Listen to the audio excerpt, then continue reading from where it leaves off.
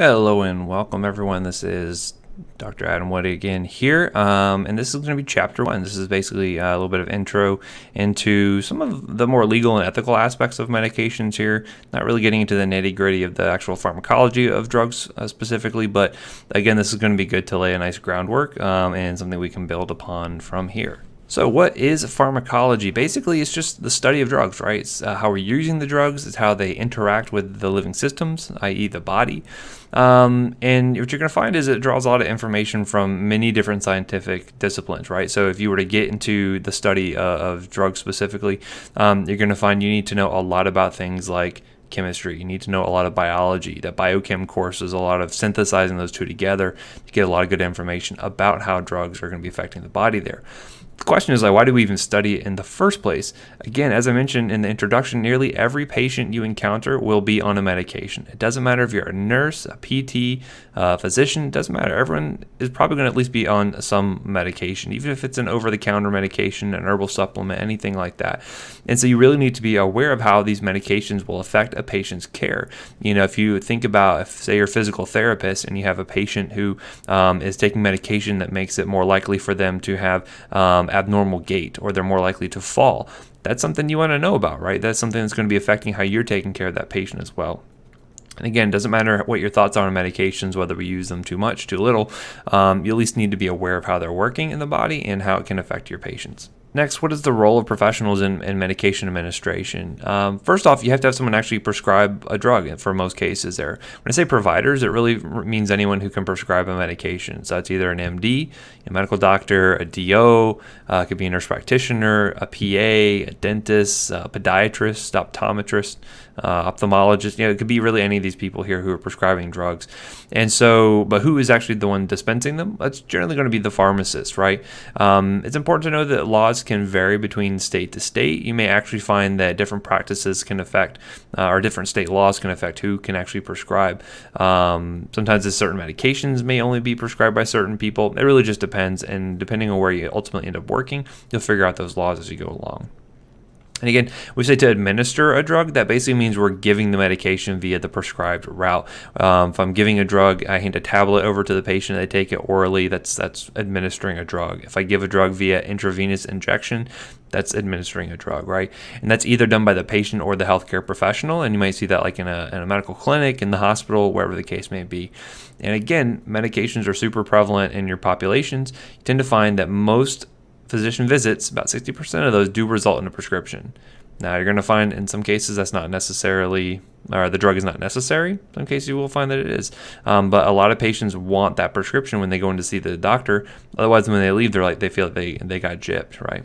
A little bit about the history of pharmacology. We've seen a huge development in the last 20th century, right? We have medications that can keep you from becoming pregnant, right, by affecting the levels of estrogen and progesterone in the body. We have medication for hypertension. We can make recombinant insulin. Actually back in the day, we used to have to use bovine or cow sources or pig sources in order to get insulin for diabetic patients. Nowadays, we don't need that. We have recombinant technology. We have things like medications to treat erectile dysfunction. We have chemotherapy for patients with cancer. And we're starting to see that we can even have medications that last a very long time. And a lot of that is to do with the new technologies that come out to make our drugs work a little bit better. Just to give you an idea about one really cool instance of a drug that we have available nowadays, there's one called Zolgensma, and this is actually for a very rare genetic disease called Spinal Muscular Atrophy. And the reason why I care about this so much is because we actually were at Nemours, we were actually one of the sites for the clinical trials that actually brought this drug to the market. And this is super neat. Basically, patients who have spinal muscular atrophy, they are missing a gene, or they have a poorly functioning gene that produces a certain protein. And what happens is, when they don't have this protein, their muscles tend to atrophy. That means their limbs are not very strong. They're not able to lift their heads up. This is something where eventually the patients will die from things like respiratory failure, right? And so we now have a medication here. And this is actually the most expensive medication in the world. It's roughly $2 million to administer. Just a one-time dose, so it's called Zolgensma. And basically, we take a virus and we encode it with a new set of the gene that the patients do not produce themselves, and we then put that into the patient, and that will then infect them, change their DNA. So we're not where they now produce that new protein that they didn't make before. I mean, that's groundbreaking, right? We're using viruses to help encode and change a patient's genetics. So just to show you, there's really no limit to what we can do potentially in the future with medications. So, why do we care about drug standards? Why do we need them? Mainly because this is how we ensure patient safety, right? So making sure patients get the drugs that are safe, make sure their quality is high. You want to make sure you don't get knockoff discount medications, right? You don't want something you're getting out of the back of someone's truck. You want things that are made sure where if it says it's 50 milligrams of a drug, that's exactly what it is. And so that's where things like the Food and Drug Administration come in to help with that. Now, when we say something like a drug's strength, that's basically talking about the concentration of the active ingredient. If you see a tablet that says 100 milligrams, that's the strength of the drug, right? If you see a liquid that says 100 milligrams per 5 ml, that's the strength of the drug, right? And again, you want to make sure that when you have these prescription drugs, they have a consistent manufacturer. So that way, say for instance, you were to get a generic formulation of a drug, right? There's brand names, there's generics. They're going to be identical, right? They're going to have the same amount of drug in them because they have held to very high standards. And a lot of that is based off of laws that are enacted at the federal, the state, and the local levels there. And one of the things you should know is that wherever you're working at, because again, state laws may change depending on where you're working, you need to know kind of the laws that affect you wherever you're working at, whether it's as a physician, a nurse, etc. You want to know what laws are directly affecting your practice there in terms of medications. So looking at our drug standards, again, these are just basically rules and regulations that have established over time, and I'll give you some examples of these, to make sure that the drugs are uniform in terms of their strength, their purity, etc. Right? You're getting really high quality stuff whenever you get a medication from the pharmacist. When I say drug purity, this is referring to basically the actual substance itself, to make sure that you don't have extra things that are in there that are maybe harmful, to make sure that you don't have contaminants and things like that. You want to make sure you get a really pure substance.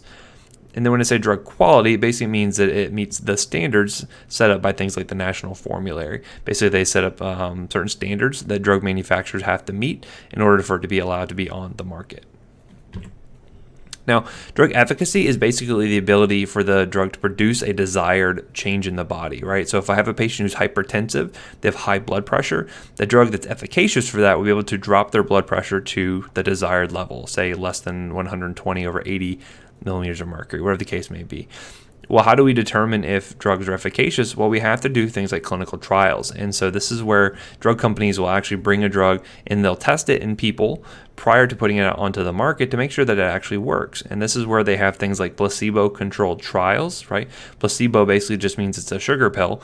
And we do that to make sure that when patients take a medication, that when it's not the real drug, nothing happens. When they take the real drug, they do see an efficacious effect, right?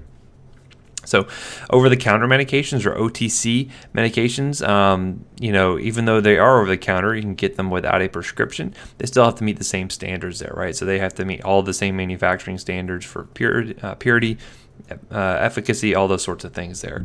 If you ever see the term legend drug, that actually just means something that is prescription only, right? So something that has to say RX on it, meaning it's a legend or prescription drug. One caveat with this stuff in terms of drug standards and safety is that vitamins, dietary supplements, herbal supplements are not controlled by the FDA. Basically, they're under a different set of laws where they don't have to, it's not quite as stringent of requirements there. So that's why it's really tough when you're getting herbal supplements to say, like, well, I have two different brands here of two different, the same herbal supplement. One may be better than the other, because they don't have the same type regulations on those. So just to know, those are not controlled by the FDA.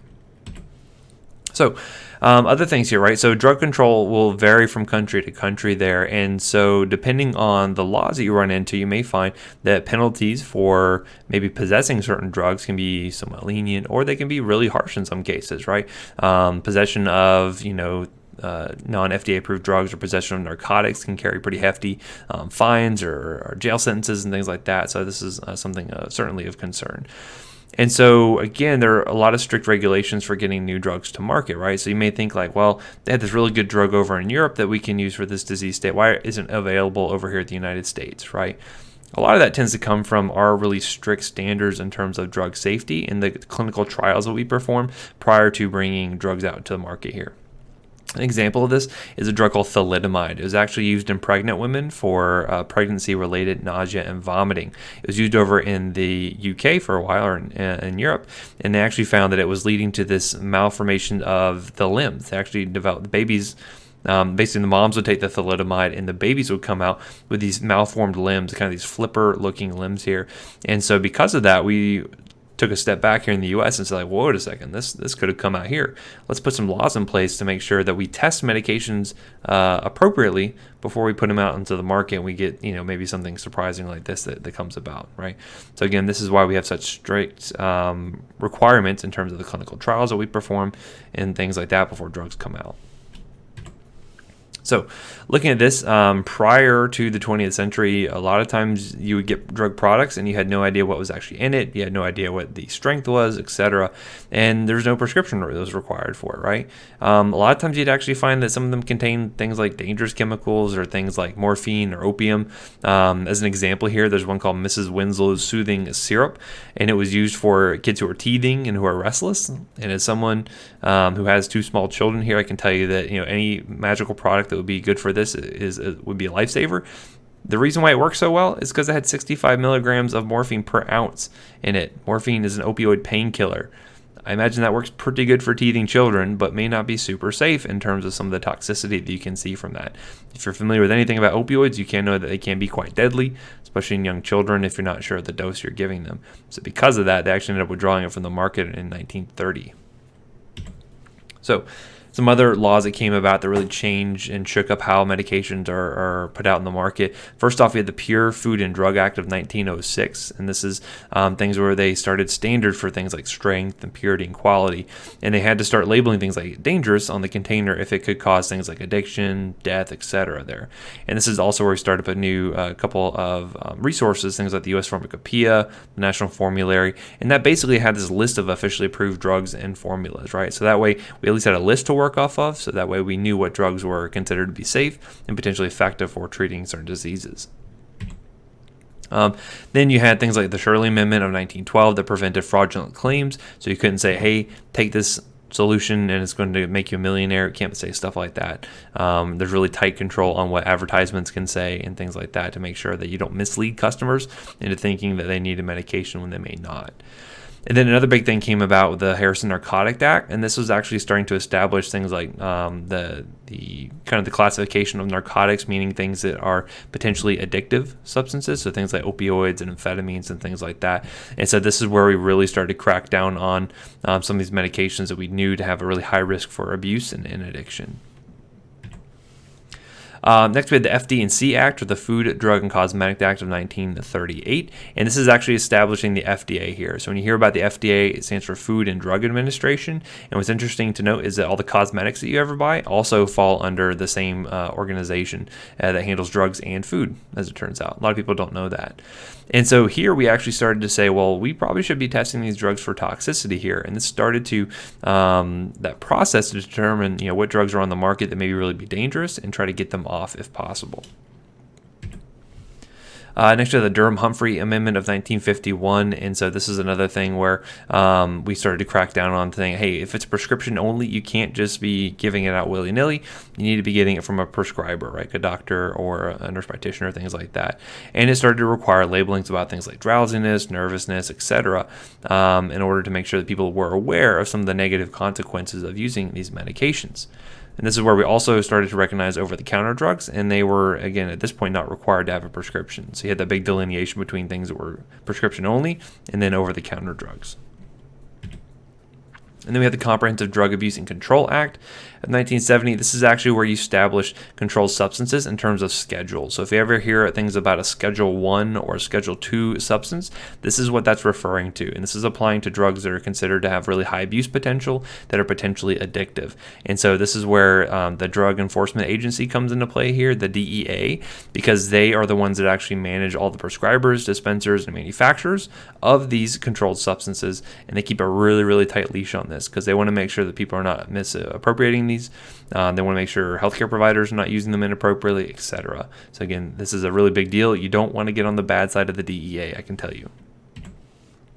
So other things that this law did was they started up the Drug Enforcement Agency, as I mentioned, and also the Bureau of Narcotics and Dangerous Drugs.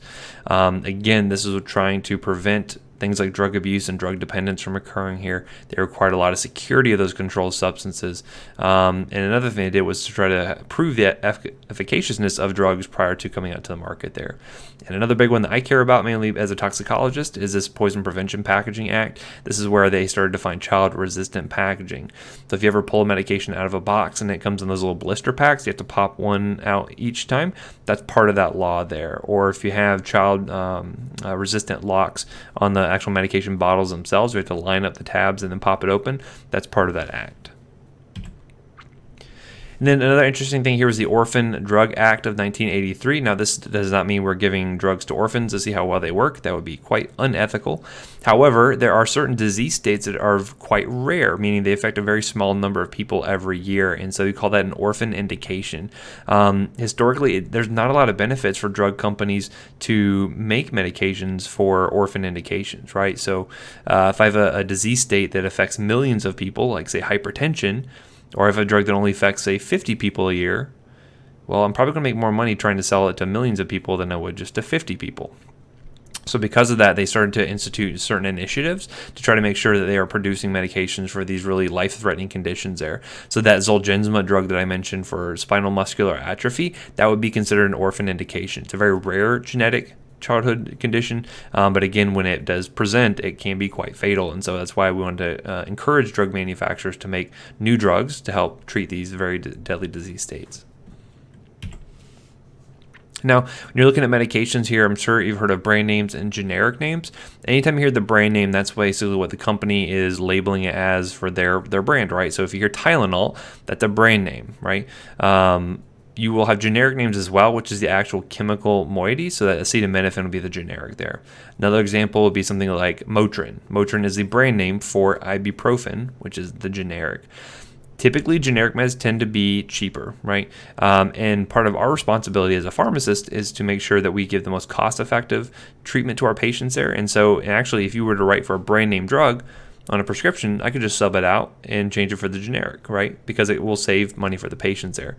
Now, there are ways that physicians and other providers can get around this, so they can actually write on the prescription, dispense as written, and that way I cannot sub it out. Unfortunate thing is that insurance companies also like to save money as well. So if you do that, you have to make sure you jump through the additional hoops to say, hey, my patient really needs the brand name only. There's a really good reason why, and then maybe they'll pay for it at that point, right? So again, generics tend to be cheaper than the brand name ones.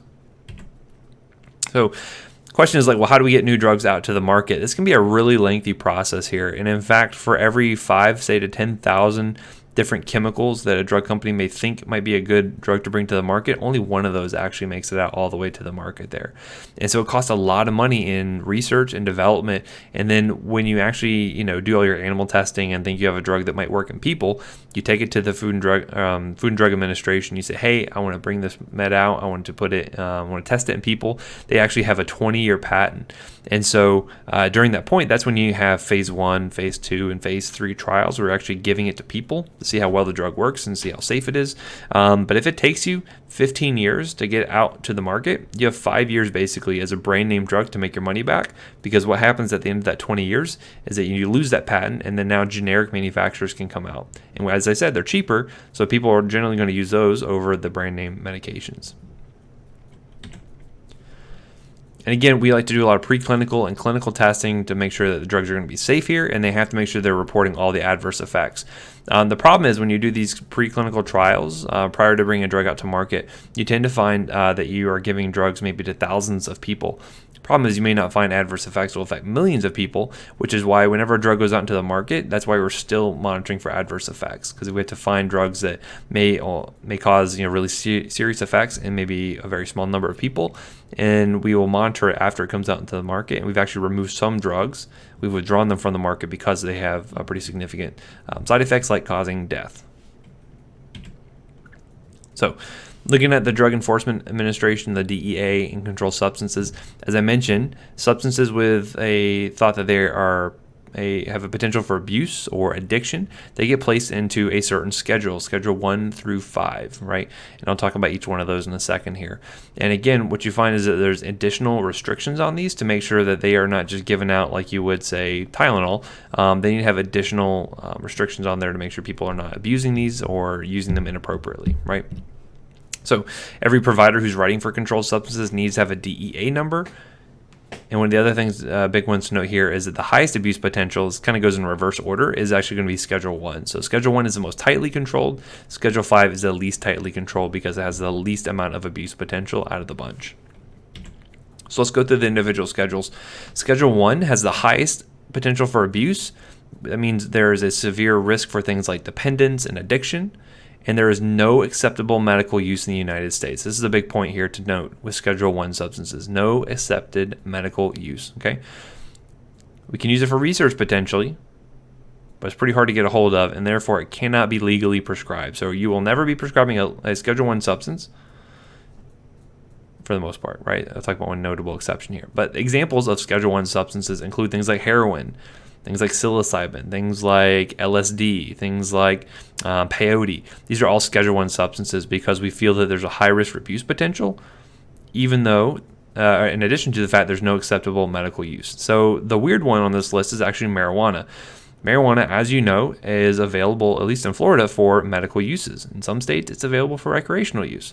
And you're thinking here, like, wait a second, marijuana is in the same category as heroin? Most of you probably know. Probably it really isn't if you think about it. But this is a federal sort of thing here. One kind of rule of thumb of medicine is that if you have a state law and a federal law, you generally go with whichever one is more strict, right? Because that way you can't really get into trouble because you'll be compliant with both of them. The thing with marijuana is that the federal government has said, okay, well, we'll let the states kind of do their own thing. So even though it's federally illegal, still a Schedule 1 substance. I mean, you can go to the District of Columbia, right? You can go to Washington, D.C., and you can smoke a joint in front of the White House, right? Because D.C. has said it's legal for medical use, even though federally it's still considered a Schedule 1 substance, right? This is a felony to possess Schedule 1 substances from a federal standpoint. So, again, marijuana is kind of an oddball, but again, this is where you're seeing a lot of sea changes happening here with individual states kind of taking the lead and saying if they want to use it for medical uses or potentially even for recreational purposes. So Schedule 2 substance, these are things that very similar to Schedule 1 have a high abuse potential. The one difference here is they have an acceptable medical use, right? So this means that we can use these in the normal course of treating a patient for a given disease state. Big examples of this include most of your opioid painkillers, things like oxycodone, like your Percocet, your Oxycontins, your Lortabs, your morphines.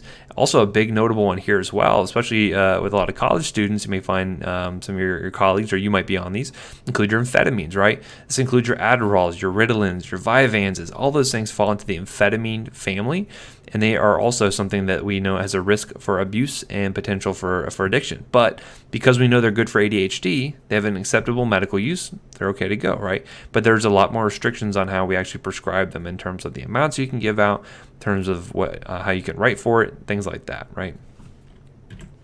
Schedule 3 is where we start to drop down a little bit on the risk for abuse, right? So the more moderate abuse potential. And there's still a degree of psychological dependence on these, some degree of physical dependence. We'll talk about the difference between these eventually. But there, again, is an acceptable medical use here. So some examples of this would be things like buprenorphine or Suboxone. We actually use this to help people who have an opioid use disorder to try to get them off of opioids. Things like ketamine or Ketalar, Special K are some brand names for that. Actually, Special K is actually kind of a street name for it. This is actually a really good one. We use a lot for pediatrics in terms of procedural sedation. So if you ever break your arm and you have a displaced bone, we can actually give a patient ketamine to knock them out so that way we can set the bone. It's actually really good for that. But it's a Schedule 3 substance. And then anabolic steroids like testosterone fall in this category as well, right? Now, again, it's not any steroid. It's the anabolic ones, right? So things that are mostly testosterone-based will fall into this category. Schedule 4 substances, again, are even less of a potential for abuse and addiction than Schedule 3s, and this includes a lot of things like your benzodiazepines, including things like your Valiums, your Xanax. It's kind of anxiety medications or seizure medications fall into this category. Things for sleep like Ambien fall into this category, and then actually Tramadol. Tramadol actually used to be not scheduled at all. It's kind of a weak sort of opioid, sort of like a weaker version of like a morphine or something, and actually got bumped up because we saw enough people were abusing it that we said, well, we probably should have a little tighter control on it. Let's make it a Schedule 4. Schedule 5 has the lowest amount of abuse potential. These are kind of the wimpiest in terms of the narcotics. One notable example here is codeine, otherwise known as Tylenol number 3. It's actually a combination of acetaminophen plus codeine, and that's where you see that. So again, very low abuse potential, but they want still some control on that. So those are all of your narcotics, Schedule 1 through 5. Then you have your just normal prescription non-controlled medications here, right? They have no schedule associated with them. And then your over-the-counter stuff, right? No prescription necessary for these. So this is the least amount of control over who has access to these medications.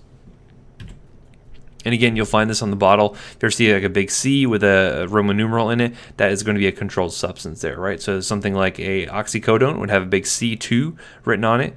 Something like, a benzo like a Xanax would have a C4 written on it.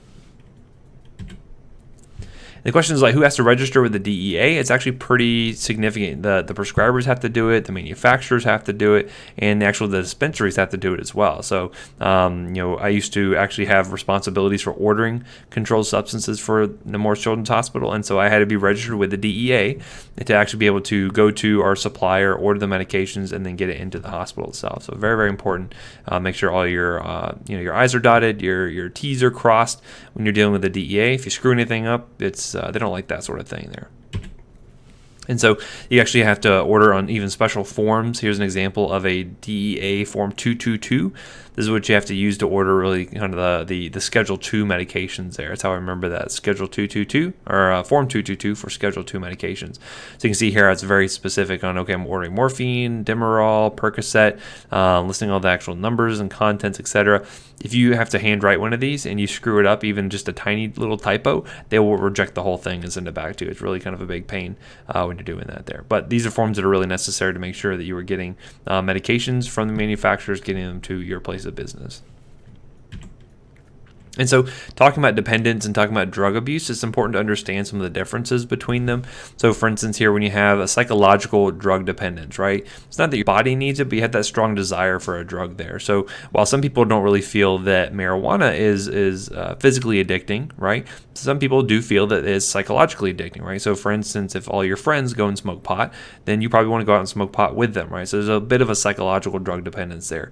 The more significant thing we find is that the physical dependence can be pretty significant here, right? So I'm sure most of you have heard of the term of homeostasis, right? The body likes to maintain the normal average for the most part. If you disrupt homeostasis, the body generally tries to get it back into the normal range there. So for instance, if you're in a hot room, you start to sweat, right? To try to cool your body back down. Same thing happens with these drugs here. When you're on these medications for a long time, your body can tend to get used to having that drug around. And then when you take that away, that's when you start to have drug withdrawals, and the body needs to have that back, right?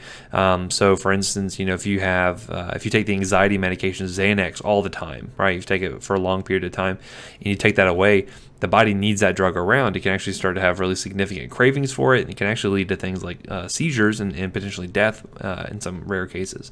So it's a physical dependence, right? Your body needs to have that drug around to maintain normal function. And so you typically find that drug dependence is going to be seen with more prolonged use of drug. So if you break a bone and you get ordered 3 or 5 days of a painkiller, you're probably not going to become physically dependent on it. However, if you're on, say, for chronic pain, taking a drug for months and months, that is a bigger case for having drug dependence develop there, right? And usually this is going to be for painkillers and some other medications, but we'll talk about those specifically when we get to them. Talking about inappropriate use of medications here, it's important that we recognize patients who may be illegitimately using drugs here, right? So when we talk about abuse, that basically means that we're using a drug inconsistent with the medical or the social reasoning. So for instance, if I am prescribed Percocet for pain, but I take it because it gets me high, that would be considered abuse there. And so we have to look for these sorts of things as medical professionals. For instance, we have monitoring programs where pharmacists can look to see where people are filling their medications to see if they're doctor hopping, right? So going from office to office, getting new prescriptions for the same drug potentially, right? Drug abusers may come in, they say, oh, I lost my medications. Oh, my roommate stole it from me. These are kind of red flags you want to think about because it could mean that they're illegitimately looking for those drugs there, right? Again, we want to make sure that we safeguard a prescription pad as well, because if a patient accidentally steals one of these or intentionally steals one of these, you may find that they could be writing illegitimate prescriptions under your name, and that's no good. So again, really, really important as an allied health professional to make sure you understand the state laws where you're employed, and specifically for your profession, how those laws affect you, right? So how those drugs need to be managed. And remember, like, you'll kind of get a feel for the medications you work with on a routine basis. So as an example, if you work in cardiology, you know your cardiology meds really well. If you work in pain management, you know your pain meds pretty well there. And so we get kind of used to that when you get to kind of wherever you're finally working at for your career. It's good to have a good relationship with your local retail pharmacies. So get to know the CVS's and Walgreens and things like that in your area, because they can be helpful when letting you know about what medications they carry, other issues and things like that. And again, knowing the laws that kind of affect the medications you might be prescribing there. Okay. Anyway, other things to note here as well in terms of the ethics of it, make sure we always protect the patient's confidentiality. This is super important. If you've not heard of HIPAA before, HIPAA is very important in terms of making sure that we make sure everything we have, including paperwork, including personal communication, things like that, about a patient stays confidential, because again, that is their right to have that protected there. Again, things like free samples need to be noted as well. So sometimes manufacturers will give physicians' offices free samples of a medication. The idea is that you get a patient started on the med for free, and then they give a follow-up prescription afterwards. And again, these can't be sold, and sometimes you may find coupons are also used as well, and that helps patients get meds at a discount price. And again, just to note here in terms of medication abuse and the ethical implications here, it's important to know that healthcare providers are really susceptible to drug abuse as well, right? There's a lot of providers who maybe are misusing the medications that are meant for patients, right? Maybe they're maybe taking a portion of a medication and only giving a little bit to the patient, taking the rest for themselves. These are big problems we run into, and so this is why we have things like peer recovery programs. This is why we have a lot of monitoring that we do to make sure our coworkers are not illegitimately using these medications here. Also, if you have a patient or a personnel, coworker who's impaired, they can really be a danger to themselves or others, right? So imagine a physician showing up for surgery who has been drinking. That can be a really big problem to himself and to the patient most of all, right? And again, you'll find that most places will have a protocol for handling those drug abuse situations. So that's it for Chapter 1, kind of going over some of the laws and the regulations around medications. Next up, we'll get into more specifics about how medications work in the body. If you have any questions, let me know, and I'll talk to you soon. Thanks a lot. Bye.